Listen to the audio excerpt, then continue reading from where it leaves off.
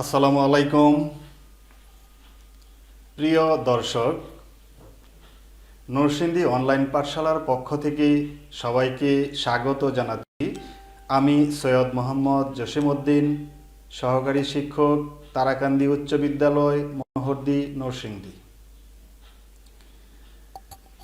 প্রিয় শিক্ষার্থীবৃন্দ, তোমরা যারা এই মুহূর্তে আমার সাথে লাইভ সেশনে যুক্ত আছো, তোমরা দ্রুত তোমাদের বন্ধুবান্ধবদেরকে শেয়ার করে দাও, আমার লাইভ ক্লাসটি শেয়ার করে দাও, যাতে সবাই ক্লাসটি উপভোগ করতে পারে।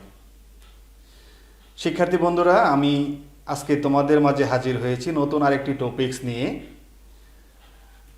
তোমরা দেখতেই পাচ্ছ আমার আজকের ক্লাস নবম দশম শ্রেণীর গণিত। গণিত থেকে আমার আজকের টপিকস হচ্ছে সূচক। তো এই সূচক ও লগারিদমের অধ্যায়, অর্থাৎ বীজগণিতের চতুর্থ অধ্যায় থেকে, যে চতুর্থ অধ্যায়ে যে তিনটা অনুশীলনী আছে, এর মধ্যে প্রথম অনুশীলনী হচ্ছে সূচকের আলোচনা। তারপরে এই সূচকের আলোচনা থেকে আমি একটা ক্লাস নেব, একটা ক্লাসে আমি সূচক সম্পর্কে পুরোপুরি ধারণা দেওয়ার চেষ্টা করব। পরবর্তীতে আরেকটা ক্লাসের মাধ্যমে আমি লগারিদম এবং সংখ্যার বৈজ্ঞানিক রূপ সম্পর্কে বিস্তারিত বর্ণনা করব। তো যাই হোক, আজকে আমার আলোচনার বিষয় সূচক থেকে সূচকটা ভালো করে বুঝতে হলে, এই প্রথম অনুশীলনীটা ভালো করে বুঝতে হলে তোমাদের যেই বিষয়গুলি জানতে হবে ভালো করে, তা হচ্ছে সূচক ও ভিত্তি, তারপরে পূর্ণ সাংখ্যিক সূচক, সূচক সূত্রাবলী, তারপরে আছে এনতম মূল, এবং শেষে দু একটা বাস্তব সমস্যা সমাধান করে দেখাবো। তো বন্ধুরা, তোমরা বোর্ডে দেখতে পাচ্ছ একটা সমাধান দেওয়া আছে, যেটা আসলে অসম্ভব একটা ঘটনা। অসম্ভব একটা ঘটনা হচ্ছে 2 + 2 সমান কত হয়? 5। তোমরা বিষয়টা দেখে আশ্চর্য হওয়ার এই কথা যে 2 আর 2 যোগ করলে কিভাবে 5 হয়। আসলে এটা কখন হয়? যখন ভুল করা হয়। কারণ শুদ্ধ তো কোনটা, যে 2 আর 2 যোগ করলে কত হয়? 4। কিন্তু ভুল করলে যে কোনো সংখ্যাই বানানো যায়। তো এই ক্ষেত্রে আমি এমন একটা ভুল তোমাদের সামনে উপস্থাপন করব, যেই ভুলটা আসলে খালি চোখে দেখা যায় না। তো তোমরা ভালো করে জানলে এই ভুলটা ধরতে পারবে। এই ভুলটা ধরিয়ে দেওয়াই আজকে আমার মূল উদ্দেশ্য। আমার যে আলোচনা, আজকের যে আলোচনা, এই আলোচনার ভিতরে কোনো এক সময় দেখবে আমার প্রাসঙ্গিক এই বিষয়টা এসে যাবে, তখন আমি এটা প্রমাণ করে দেখাবো এবং এটা ভুলটাও তোমাদেরকে ধরিয়ে দেব। তো বন্ধুরা, শুরু করছি আমার আজকের আলোচনা। প্রথমে আসি সূচক ও ভিত্তি। সূচক ও ভিত্তি, সূচক সম্পর্কে তোমরা ষষ্ঠ শ্রেণী থেকেই ধারণা নিয়ে আসছো। সপ্তম শ্রেণীতেও মোটামুটি আলোচনা হয়েছে, অষ্টম শ্রেণীতে আরো বিস্তারিত আলোচনা হয়েছে। তো তোমরা এই পর্যন্ত সূচকের ব্যবহার ইতিমধ্যে অনেক করেছো। যেমন তোমরা দেখো, এই ধরনের সংখ্যা অনেক ব্যবহার করেছো, এ স্কোয়ার বা এ কিউব, এই ধরনের রাশি তোমরা অনেক লিখেছো। এখানে এই এ স্কোয়ার বলতে কি বোঝায়? এ স্কোয়ার বলতে বোঝায় এ ইন্টু এ। এ কিউব বলতে কি বোঝায়? এ ইন্টু এ ইন্টু এ। তো এই যে এই স্কোয়ার সমান এ ইন্টু এ, তার মানে স্কোয়ার থাকলে এখানে যদি 2 থাকে তার মানে 2 বার থাকবে গুণাকারে, এখানে যদি 3 থাকে তার মানে 3 বার থাকবে গুণাকারে, যদি এখানে 4 থাকে 4 বার থাকবে, 5 থাকলে 5 বার থাকবে, যদি n থাকে তাহলে n সংখ্যক বার থাকবে। এই যে একাধিক একই সংখ্যা বারবার গুণাকারে লিখলে অনেক বড় একটা সংখ্যা হয়।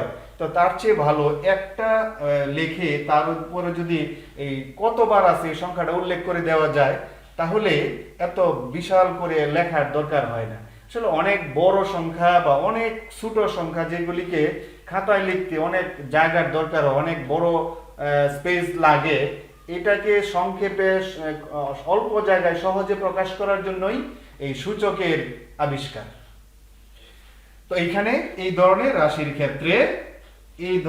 রাশির ক্ষেত্রে নিচে যেই রাশিটা অক্ষরটা থাকবে এইটাই হবে ভিত্তি, এবং এটার সূচক বা নির্দেশক যেই মানটা এটা কতবার আছে এই নির্দেশক যে মানটা এটাই হচ্ছে এখানে সূচক বা নির্দেশক বা ঘাত বা পাওয়ার বা শক্তি বিভিন্ন নামে এটা উল্লেখ করা হয়।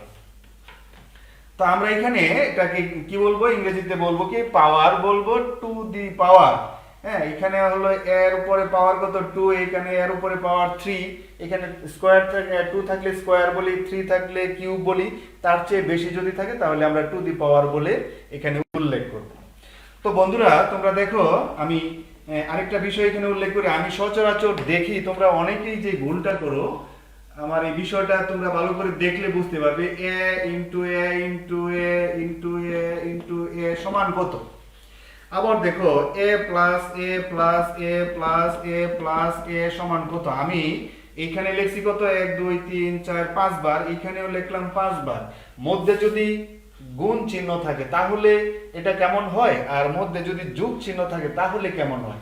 এখানেও 5 বার, এখানেও 5 বার। আসলে গুণ থাকলে আমরা এটা কতবার আছে এটা উল্লেখ করব। এই সংখ্যাটা কোথায় লিখব, একটা এ লিখে আমরা সংখ্যাটা লিখবো। এটা একবারে আমরা যদি বলি কপালের সোজা, কপাল বরাবর এখানে লিখবো কত 5। আর যদি যোগ আকারে থাকে তাহলে এই একই রাশি যোগ আকারে আছে 5 বার, তখন এই 5 সংখ্যাটা আমরা উল্লেখ করব কোথায়, এটা হলো সংখ্যাটার আগে উল্লেখ করব 5a। এই হলো দুটার মধ্যে পার্থক্য। যাই হোক বন্ধুরা, সূচকের ক্ষেত্রে সূচক কোনটা, এই সূচক হচ্ছে এই যে পাওয়ার, এটা হলো সূচক, আর নিচেরটা হলো ভিত্তি। এটা তোমরা বুঝতে পারলা। এবারে আসি আমি সূচকের বিভিন্ন মান সম্পর্কে আমরা আলোচনা করব। সূচকের মান বিভিন্ন রকম হইতে পারে। আসলে চ্যাপ্টারটার নাম সূচক হয়েছে এই কারণে, সূচক তো বুঝতেই পারলা, সূচক মানে একটা রাশির পাওয়ার বা ঘাত। তো এই পাওয়ারের মধ্যে যাবতীয় হিসাব নিকাশ হবে। ধরো একটা গাছের গোড়া থাকে, এরকম এরকম মোটা গোড়া থাকে, কিন্তু ডালপালা ছড়ায় বিশাল আকৃতির গাছ হয়ে যায়। এই ক্ষেত্রে গাছের গোড়ার চেয়ে শাখা প্রশাখার আয়তন কিন্তু অনেক বেশি। আমাদের অঙ্কগুলি হবে আজকে এই ধরনের, যে একটা ভিত্তি হবে ছোট একটা সংখ্যা, কিন্তু তার পাওয়ার বা সূচক অনেক কিছু হইতে পারে, অনেক বড় একটা রাশি হইতে পারে। এরকম ধরো x² + 2x + 1 এরকম বড় একটা রাশি হইতে পারে তার পাওয়ার। যেহেতু এই চ্যাপ্টারটার নামই হচ্ছে সূচক, এই কারণে বোঝা যায় যে এই চ্যাপ্টারের অঙ্কগুলি পাওয়ারের মধ্যেই বেশি হিসাব নিকাশ হবে। তো এই যে পাওয়ার পূর্ণ সাংখ্যিক সূচক, আমি একটা উদাহরণ দিয়ে বুঝাই। এর হইল এখানে ভিত্তি, এ হইল ভিত্তি, এটার পাওয়ার হইতে পারে কত 5। যদি 5 বার গুণাকারে থাকে, 5 বার গুণাকারে থাকলে হবে 5 a into a into a into a into a। 5 বার গুণাকারে থাকলে পাওয়ার সরাসরি 5 থাকলে, 5টা কোন ধরনের রাশি, কোন ধরনের সংখ্যা, এটা ধনাত্মক সংখ্যা। আমি বলছি পূর্ণ সাংখ্যিক সূচক। পূর্ণ সংখ্যা কিন্তু 3 ধরনের, ধনাত্মক, শূন্য, ঋণাত্মক। তো আমি ধনাত্মক সংখ্যা যদি উল্লেখ করি তাহলে কি বোঝায়, গুণ আকারে আছে 5 বার। আর যদি শূন্য থাকে, পাওয়ার যদি শূন্য থাকে তাহলে কি বোঝা যাবে, একবারও না। তাহলে এটা মান কত হয় আমি একটু পরে আসছি, একবারও না। তাহলে এখানে যদি ঋণাত্মক সংখ্যা থাকে 5 থাকে, তাহলে কি হয়, তাহলে বোঝা যাবে ধনাত্মক সংখ্যা থাকলে যদি বোঝায় 5 বার গুণাকারে আছে, তাহলে ঋণাত্মক সংখ্যা পাওয়ার যদি ঋণাত্মক থাকে তাহলে কি বোঝা যাবে, তোমরা একটু অনুমান করতে পারো যে ধনাত্মক সংখ্যা থাকলে যেহেতু গুণাকারে 5 বার থাকে, তাহলে ঋণাত্মক পাওয়ার থাকলে কি হবে, অবশ্যই ভাগ আকারে 5 বার থাকবে। এটা থাকবে কি ভাগ আকারে 5 বার, অর্থাৎ 1/a into 1/a into 1/a into 1/a মানে এ এর বিপরীত সংখ্যা হচ্ছে 1/a। এই 1/a হইল 5 বার, 5 বার এরকম। অথবা আমরা চিন্তা করতে পারি যে মাইনাসটা আসলো কার আগে, 5 এর আগে। তাহলে মাইনাস থাকার আগে কি ছিল, a⁵, আর মাইনাস থাকলে কি বোঝায় যে 5 এর বিপরীত সংখ্যা। বিপরীত সংখ্যা হলে তাহলে a⁻5 সমান আমরা লিখতে পারি, a⁻5 সমান আমরা কি লিখতে পারি, লিখতে পারি এই a⁵ এর বিপরীত সংখ্যা, অর্থাৎ 1/a⁵ এইরকম। তাহলে আমরা এই বিষয়টা নিয়ে একটু পরে আলোচনা করব, আমাদের এই সূত্রাবলীর মধ্যে এই বিষয়গুলি আছে। আমি দেখাইলাম যে পাওয়ার কত ধরনের হইতে পারে। পাওয়ারটা এখানে 3 ধরনের দেখাইলাম, ধনাত্মক হইতে পারে, শূন্য হইতে পারে, ঋণাত্মক হইতে পারে। এইবার আসি আমি সূচকের সূত্রাবলী নিয়ে। সূচকের সূত্রাবলীগুলির মধ্যে কি কি সূত্র আছে, প্রথমে আছে প্লাসের সূত্র, মাইনাসের সূত্র। এই সূত্রগুলি নিয়ে আলোচনা করার আগে আমি একটু কমেন্টস গুলি দেখতে চাই যে আমার সাথে কেউ এই মুহূর্তে যুক্ত আছে কিনা। প্রিয় শিক্ষার্থী বন্ধুরা, আমরা এই মুহূর্তে আমি দেখতে পাচ্ছি আরমান খান উপস্থিত, তারপরে গল্প সরকার, ধন্যবাদ।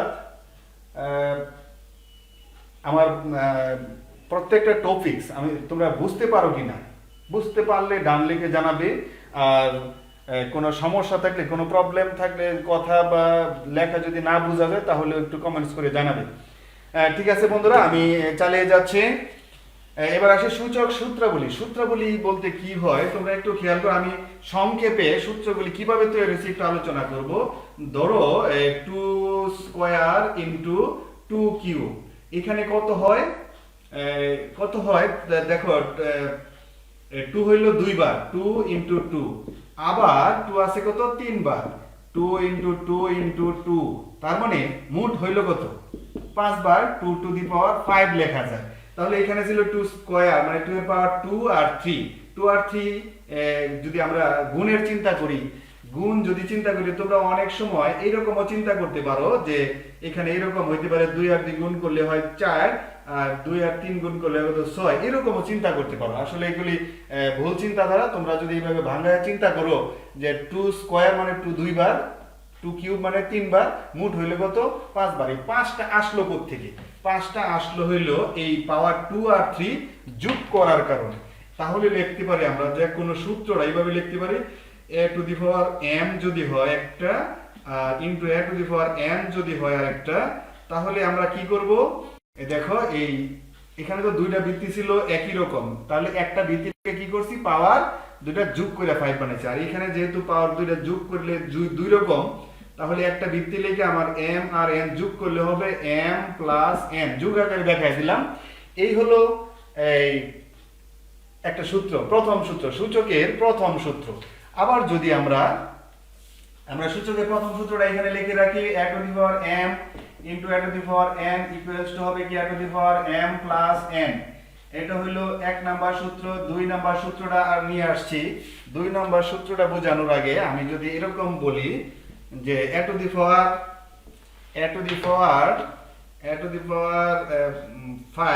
না 2⁵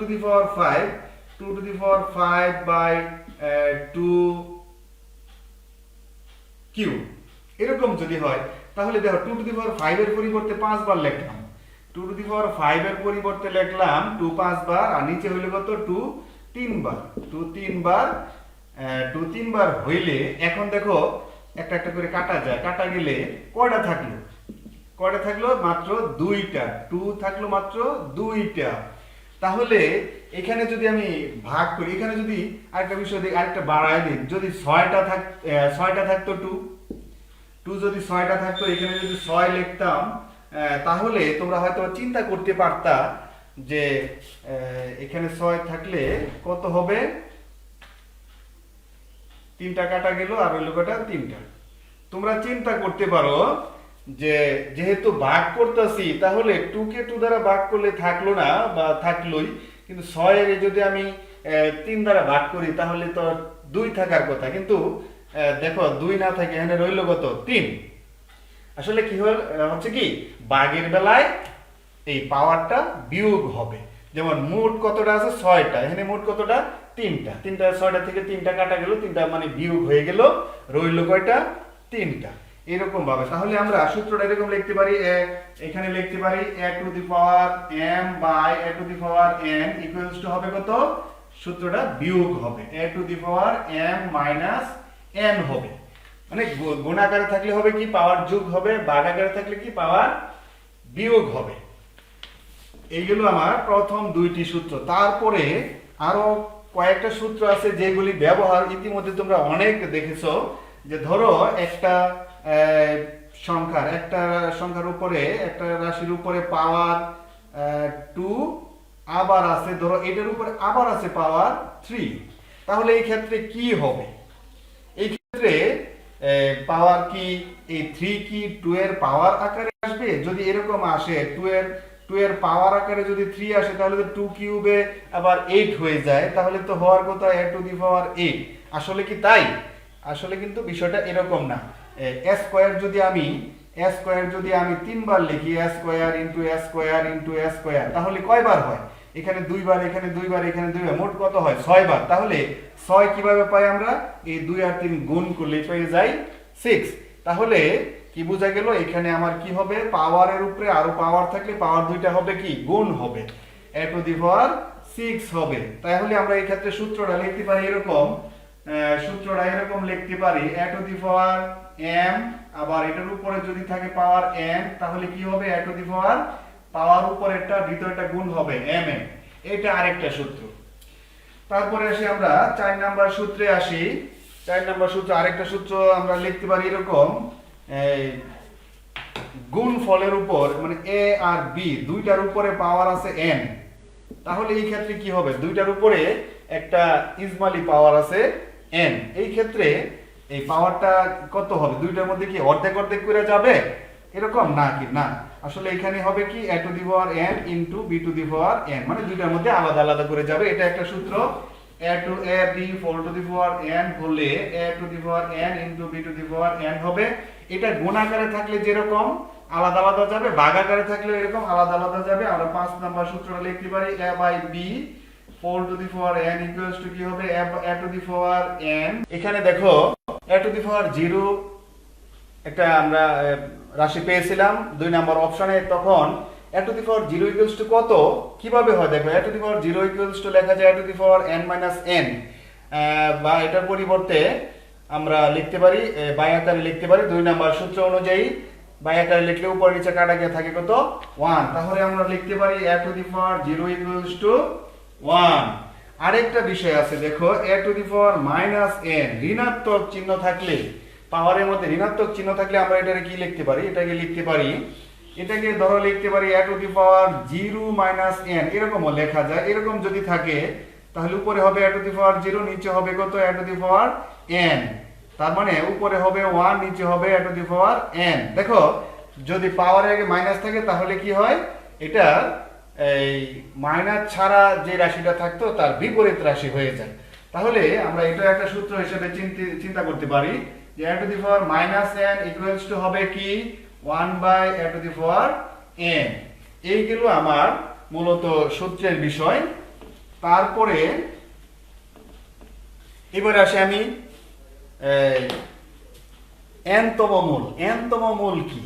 আমরা তো জানি 1 স্কয়ারে কত হয় 1, 2 স্কয়ারে কত হয় 4, 3 স্কয়ারে কত হয় 9, বা 1 কিউবে কত হয় 1, 2 কিউবে কত হয় 8, 3 কিউবে কত হয় 27। এই ক্ষেত্রে বলা যায় 1 এর বর্গমূল 1, 4 এর বর্গমূল 2, 9 এর বর্গমূল 3, 9 এর বর্গমূল হচ্ছে 3, বা এখানে বলা যায় 27 এর ঘনমূল 3, 8 এর ঘনমূল 2।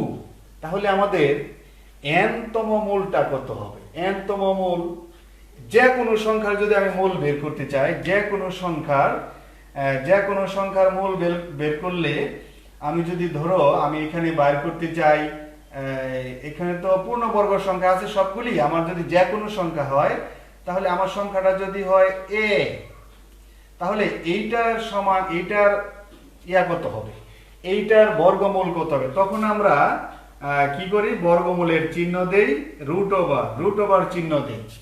এই রুট ওভারের পরিবর্তে আমরা লিখতে পারি কত, রুট ওভারের পরিবর্তে লিখতে পারি পাওয়ার হাফ। তাহলে দেখো এই আমরা এইটাকে যদি এই পাওয়ার হাফ সহ এটাকে যদি স্কোয়ার দেই তাহলে কি পাবো, আমরা এই বর্গমূলটাকে স্কোয়ার করলে পাওয়া যাবে ওই রাশিটা। যেমন 3 কে স্কোয়ার দিলে পাওয়া যায় 9, 2 কে স্কোয়ার দিলে পাওয়া যায় 4, তাহলে a to the power half K square দিলে পাওয়া যাবে a। এখানে স্কোয়ারে 2 আর 2 কাটা যাবে, থাকবে কত a। তাহলে a এর বর্গমূল হইল কত, a এর বর্গমূল হইল 1/a two the power half. তাহলে বোঝা গেল যে কোনো সংখ্যার ধরো 5 থাকলে, রুট ওভার 5 থাকলে আমরা লিখতে পারি কি 5 টু দি পাওয়ার 1/2। আবার যদি এখানে কিউবিক রুট থাকে, ঘনমূলের চিহ্ন থাকে, তাহলে আমরা লিখতে পারি 5 টু দি পাওয়ার 1/3। যদি এখানে nth রুট থাকে, n থাকে এখানে nতম মূল, তাহলে লিখতে পারবো আমরা 5 টু দি পাওয়ার 1/n। মোট কথা এই যততম মূল পাওয়ার হবে 1 তত। এইগুলো আমার nতম মূলের বর্ণনা। এবার আসেন একটা বাস্তব সমস্যা কিভাবে সমাধান করা যায়। অনুশীলনীর যে সমস্যাগুলি আছে, এই সমস্যাগুলির ক্ষেত্রে আমি দেখছি দুই একটা সমস্যা নিয়ে তোমরা খুব করো, কনফিউশনে থাকো বা ভুল করে যাও, সচরাচর ভুল করো যেই সমস্যাগুলিতে। এরকম একটা সমস্যা আমি দেখাই এখানে, খুব সহজ একটা বিষয়। 2a to the power -1 plus 3b to the power -1 4 to the power -1। এটা হলো 4.1 অনুশীলনীর 4 নম্বর অঙ্ক। 4 নম্বর অঙ্ক এটা। এই অঙ্কটার ক্ষেত্রে তোমরা অনেক সময়, একটু আগে আমি দেখিয়েছিলাম যে a to the power -1 সমান কত হবে 1/a to the power n। যদি a to the power -1 হয় তাহলে কত হবে 1/a to the power 1 হবে। 1 থাকলে আর লিখতে হবে না। তাহলে কি হলো, যার উপরে পাওয়ার -1 1/, তত লিখলেই হয়ে গেল, 1/, তত লিখলে। তাহলে এইখানে পাওয়ার -1টা তোমরা নিশ্চয়ই মনে করবে যে পাওয়ার -1টা আছে কার উপরে, 2 এর উপরে। আসলে যদি ভালো করে প্রশ্ন করি যে দেখো তো ভালো করে কার উপরে মানটা -1টা কার উপরে আছে, তখন বলবে যে এর উপরে আছে। তাহলে এইখানে হবে কি, তোমরা হয়তো এরকম লিখবে 1/2a, কিন্তু এটা ভুল হবে। শুদ্ধ হবে কোনটা, শুধু এর উপরে পাওয়ার -1 তো এই কারণে হবে 2 লেখার পরে 1/a প্লাস এখানে 3 লেখার পরে ইনটু দিয়ে হবে 1/b 4 টু দি পাওয়ার -1। এই -1 এর কাজটা পরে করব। তো ভেতরে কি হয় দেখো, 2/a প্লাস এখানে 3 টা উপরের সংখ্যা 3/b হয় -1 পাওয়ার। এখানে ভিতরে লসাগু করলে হবে কত, ab লসাগু, উপরে হবে কত, লসাগু করার পরে উপরে যে মানগুলি বসাতে হয়, এই হর দ্বারা লসাগুকে ভাগ করবা, ভাগ করলে পাওয়া যাবে কত b, দ্বারা উপরেরটা গুণ 2b প্লাস এখানে b দ্বারা ভাগ করলে পাইবা a, দ্বারা 3 কে গুণ করলে হবে 3a 4 টু দি পাওয়ার কত -1। এইবার দেখো ভিতরে আর কোনো কাজ করা যায় না। তাহলে এই -1 থাকলে কি করা লাগে, কোন রাশির বা উপরে যদি -1 থাকে তাহলে 1/, সেটা লিখলেই হয়ে যায়। তাহলে আমরা এই ক্ষেত্রে লিখবো কত, এটার পরিবর্তে লিখবো 1/2b প্লাস 3a/ab। এই ক্ষেত্রে হয়ে গেল কত, 3 তলা ভগ্নাংশ। এই 3 তলা ভগ্নাংশের ক্ষেত্রে আমরা কি করব, এই রকম ক্ষেত্রে উপরে ভগ্নাংশটা লেখা, উপরের মানটা লেখা গুণ দিয়া নিচেরটা উল্টিয়ে লিখবো। ab যাবে উপরে, নিচে থাকবে কত 2b প্লাস 3a। এই ক্ষেত্রে আমরা 1 দ্বারা যদি এটাকে গুণ করি তাহলে এটাই থাকবে, উপরে হবে ab, আর নিচের রাশিটাকে আমি একটু সাজায় লিখতে পারি 2a plus 3a plus 2b। এটাই হলো এই অঙ্কের ফলাফল। যাই হোক, আমরা আরো দুই একটা বাস্তব সমস্যা এখানে আলোচনা করতে পারি। একটা সমস্যা আছে, দেখো আমি একটা সমস্যায় যদি কয়েকভাবে আমি দেখাই তাহলে তোমরা উপকৃত হইবে। এখানে আরেকটা বিষয় মনে রাখবে, তোমাদের কোনো অঙ্কই কিন্তু হুবহু বইয়ের মতো করে আসবে না, একটু চেঞ্জ করে দিবে। হয়তোবা এটার পরিবর্তে একটা মান ধরে দিতে পারে, অথবা অক্ষর চেঞ্জ করে দিতে পারে, এরকম বিভিন্ন ভাবে দেওয়া থাকতে পারে। এই কারণে প্রত্যেকটা অঙ্ক করার সময় তোমরা বিকল্প কি হতে পারে, এটার এই জায়গায় এর জায়গায় যদি বি থাকে বা এক্স থাকে তাহলে কি রকম হইতে পারে, 2 এর জায়গায় 3 থাকলে 4 থাকলে কেমন হইতে পারে, এই ধরনের চিন্তা করবা সব সময়। তোমাদের আরেকটা অঙ্ক আমি দেখাচ্ছি। আরেকটা অঙ্ক আছে, একটু দেখো মেন বইয়ে আছে 13 নম্বর অঙ্কটা। 13 নম্বর অঙ্ক হলো মেন বইয়ের 13 নম্বর যে অঙ্কটা, এটা আছে x to the power a by x to the power x to the power a by x to the power b, আবার 4 to the power আছে কত, 4 to the power আছে 1 by ab, 1 by ab। তাহলে into দিয়া পরের মানটা কত থাকবে এটা বুঝাই যায়, বোঝা যাবে হলো কত, x to the power b by x to the power c, 4 to the power থাকবে 1 by bc, মানে ভিতরে যে পাওয়ার দুইটা থাকে এটাই হয়। আবার পরেরটা হবে কত, x to the power c by x to the power a, 4 to the power কত থাকবে 1 by ca। এই যে একটা অঙ্ক, এটাকে প্রমাণ করার কথা বলা হয়েছে। এটার রাশিটা সমান আমার 1 বানাইতে হবে, 1, এটার ফলাফল হবে 1। আমরা ক্যালকুলেশন করে কিভাবে 1 বানাইতে পারি এটা একটু দেখো তোমরা।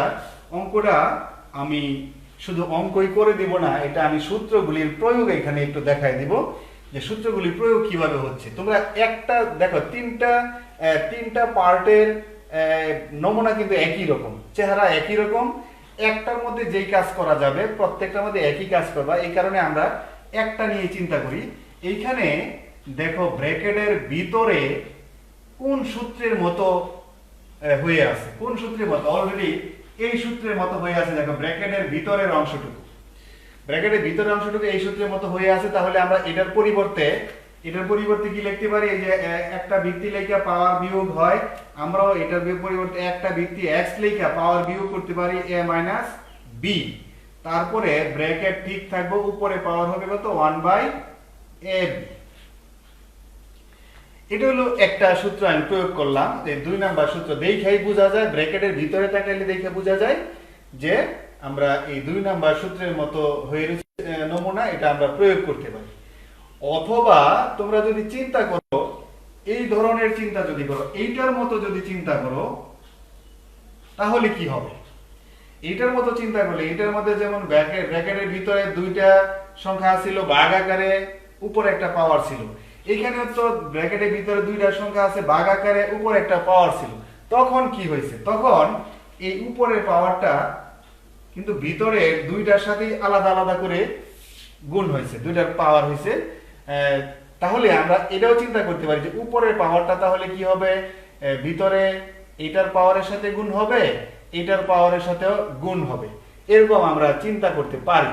অথবা এখন যে অবস্থা হয়েছে, এখন যদি আমরা চিন্তা করি কোন সূত্রটার সাথে মিল করা যায়, এখন কিন্তু মিল করা যায় এই সূত্রটার সাথে মিল করা যায়। দেখো ভিতরে একটা ভিত্তি পাওয়ার আছে একটা, আবার সম্পূর্ণটার উপরে আরেকটা পাওয়ার আছে। এখানেও একটা ভিত্তি একটা পাওয়ার আছে, আবার সম্পূর্ণটার উপরে আরেকটা পাওয়ার আছে। এই সূত্রটাও এখানে প্রয়োগ করা যায়। এরকম থাকলে কি হয়, ভিতরের পাওয়ার বাইরের পাওয়ার একসাথে গুণ হয়। তাহলে আমার এখানে কি হবে, ভিতরের পাওয়ার আর বাইরের পাওয়ার একসাথে গুণ হবে। গুণ হইলে কি হবে, ভিতরের পাওয়ার বাইরের পাওয়ার একসাথে গুণ হইলে কি হবে, এই a মাইনাস b আর 1 বাই ab যদি গুণ করো তাহলে এটা কিন্তু ভগ্নাংশ আর এটা একটা পূর্ণ সংখ্যা, এটা নিচে একটা 1 ধরতে হবে মনে মনে, তখন এটাও ভগ্নাংশ হয়। ভগ্নাংশ হইলে উপরের সংখ্যা উপরেরটার সাথে গুণ হবে, নিচেরটার সাথে গুণ হবে, তার মানে হবে x to the power a minus b by ab, এরকম হবে। এটা একটা পদ্ধতি। আমরা যদি প্রথমে এই সূত্র চিন্তা করতাম তাহলে অন্যভাবে হইতো। যাই হোক, আমরা প্রত্যেকটাকে এইভাবে কাজ করব। এখানে হবে x to the power b minus c, 4 to the power হবে কত 1 বাই b বিসি কিন্তু এখানে হবে x to the power c minus a whole to the power হবে কত 1/ca 1/ca। তাহলে পরের লাইনটাতে কি হবে, এখানে হবে x টু দি পাওয়ার উপরে হবে b মাইনাস c নিচে হবে bc কিন্তু এখানে হবে x টু দি পাওয়ার উপরে হবে c মাইনাস a নিচে হবে ca।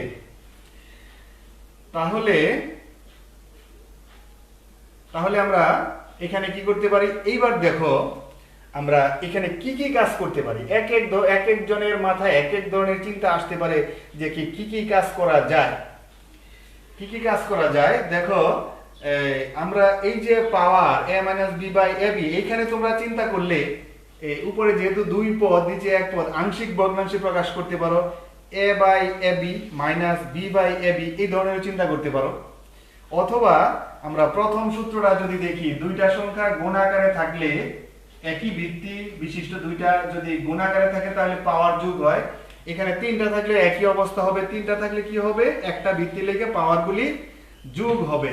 পাওয়ারগুলি যোগ হবে এরকম a minus b by ab plus b minus c by bc plus c minus a by ca এরকম যোগ আকারে লিখতে হবে। তোমরা কিন্তু অনেকেই অঙ্কটা করার সময় এই লাইনটা লেখো না, যে এই লাইনটা গুরুত্বপূর্ণ। যোগ আকারে লিখতে হবে আগে, তারপরে কাজ করতে হবে। এখানে তিনটা ভগ্নাংশ যদি আমি একসাথে যোগ করি তাহলে কি করতে হবে, তিনটার হরগুলি লসাগু করতে হবে। এখানে লসাগু হবে কত a b c, লসাগু হবে a b c, a b দ্বারা ভাগ করলে পাবো c, c দ্বারা গুণ করলে একবার আমি লিখে যাই ca মাইনাস bc প্লাস এখানে bc দ্বারা ভাগ করলে থাকবে a, a দ্বারা উপরটারে গুণ করলে হবে ab মাইনাস ca, তারপরে প্লাস ca দ্বারা ভাগ করলে লসাগুরে ভাগ করলে কি পাইবা b পাওয়া যাবে, b দ্বারা উপরটারে গুণ করলে হবে bc মাইনাস ab। এইবার দেখো উপরে প্লাস ca আর মাইনাস ca কাটা যায়, মাইনাস bc প্লাস bc কাটা যায়, প্লাস ab মাইনাস ab কাটা যায়। তাহলে কাটা যাওয়ার পরে কি রইলো, x টু দি পাওয়ার ভগ্নাংশের নিচে রইলো a b c, উপরে রইলো কত 0। আর আমরা জানি যে কোনো ভগ্নাংশের উপরে 0 হলে তার পুরোটার মান 0 হয়। আর আমরা এখন এই 6 নাম্বার সূত্র অনুযায়ী লিখতে পারি যে কোনোটার পাওয়ার 0 হলে সমান 1 হয়। এই আমাদের ডান পক্ষ 1 আছে, 1 বানানোর কথা ছিল, আমরা 1 বানাইতে পারলাম। এই ছিল আমার আজকের এই সমাধান। এইভাবে তোমরা যে কোনো অঙ্ক যদি সূত্রগুলি কাছে রেখে যদি যে এই চ্যাপ্টারে যে কোনো অঙ্ক চিন্তা করো তাহলে এইভাবে তোমরা সবগুলি সমাধান করতে পারবে। তো বন্ধুরা, আমার আলোচনায় আর একটা বিষয় আছে সমাধান বলতে সূচকীয় সমাধান। এই চ্যাপ্টারে খুব সহজ সমাধান আছে। ধরো একটা বিষয় আছে 2 two the power 2x plus 1 equals to হইল কত, ইকুয়ালস টু হইল ধরো লিখলাম 16। তাহলে এই ধরনের সূচকীয় সমাধানের ক্ষেত্রে এখানে x এর মান কত এটা বের করতে হবে। এই ক্ষেত্রে আমরা করতে পারি কি, এই পাশে ভিত্তি আছে 2 টু দি পাওয়ার, ভিত্তি আছে 2, পাওয়ার আছে 2x প্লাস 1, এই পাশে আমার ভিত্তি 2 বানাইতে হবে। তাহলে 16 পরিবর্তে ভিত্তি কত লেখা যায় তোমরা এইভাবে চিন্তা করতে পারো। এইভাবে ভাগ করলে 2 দ্বারা ভাগ করলে 8, 2 দ্বারা ভাগ করলে 4, 2 দ্বারা ভাগ করলে 2, তাহলে 2 কয়টা হলো 4টা, 2 টু দি পাওয়ার 4 লেখা যায়। এবার উভয় পক্ষ থেকে ভিত্তি 2 বাদ দিতে পারো, বাদ দিলে কি থাকবে 2x প্লাস 1 ইকুয়ালস টু 4 বা 2x equals to 4 minus 1 বা 2x equals to 3 বা x equals to 3/2। এইভাবে তোমরা x এর মান নির্ণয় করতে পারো।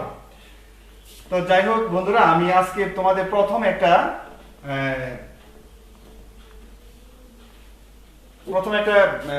ফিগার দেখছিলে তোমরা 2 + 2 = 5 কিভাবে হয়। আমি বিষয়টা সমাধানটা তোমাদেরকে একটু দেখিয়ে দিচ্ছি।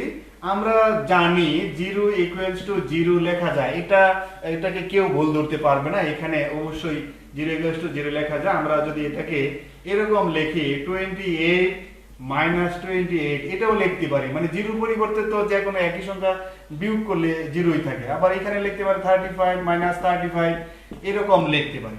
ধরো এখানে আমরা 28 কে বাংলায় লিখতে পারি, 28 কে বাংলায় লিখতে পারি হইল 4 × 7 - 4 × 7। এখানে লিখতে পারি 5 × 7 - 5 × 7। এরকম লিখতে পারি। এই ক্ষেত্রে আমি যদি এই দুইটার থেকে 4 কমন নেই, কি থাকবে 7 মাইনাস 7। এখানে যদি আমি 5 কমন নেই, কি থাকবে 7 মাইনাস 7। এই ক্ষেত্রে যদি আমি 4 ইকুয়ালস টু বের করতে চাই, তাহলে 4 এর সাথে গুণ আকারে যে অংশটুকু আছে এটুকু ডান পাশে যাবে ভাগ আকারে। 5 ইনটু 7 মাইনাস 7 বাই হবে 7 মাইনাস 7। এই ক্ষেত্রে এটা কাটা যায়, থাকলো কি থাকলো 4 এর পরিবর্তে আমরা লিখতে পারি 2 প্লাস 2, আর এই পাশে থাকলো কি 5। তাহলে দেখো বন্ধুরা 2 প্লাস 2 ইকুয়ালস টু 5 হয়ে গেল। আমি প্রমাণ করে দেখাইলাম যে 2 আর 2 যোগ করে 5 বানানো যায়। আসলে এই ক্ষেত্রে তো 2 আর 2 যোগ করলে 4 হওয়ার কথা। তাহলে ভুলটা কোন জায়গায়? ভুলটা তোমাদের খুঁজে বের করতে হবে। আমি বীজগণিতের প্রথম যে ক্লাস নিয়েছিলাম বাস্তব সংখ্যা থেকে, ওই চ্যাপ্টারে ছিল, আমি বুঝাইছিলাম যে অবাস্তব সংখ্যা হইতে পারে দুই ভাবে, মানে যে কোনো ভগ্নাংশের হর যদি 0 হয় তাহলে অবাস্তব হবে, আর ঋণাত্মক সংখ্যার বর্গমূল অবাস্তব হবে।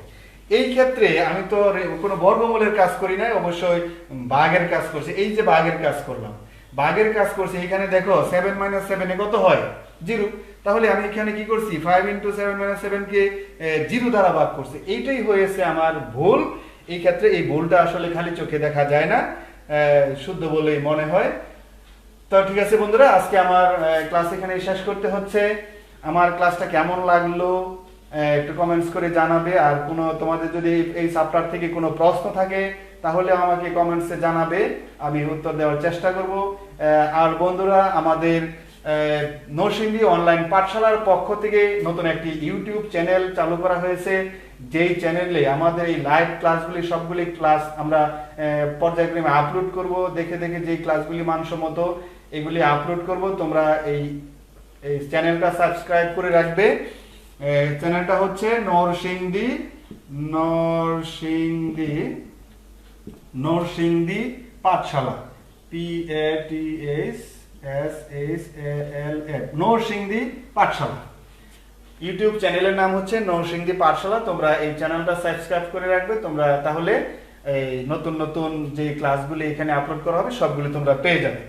তো ঠিক আছে বন্ধুরা, তো সকলকে ধন্যবাদ জানিয়ে সকলে সুস্বাস্থ্য কামনা করে আমি আজকে এখানেই শেষ করছি। সবাই ভালো থাকবে।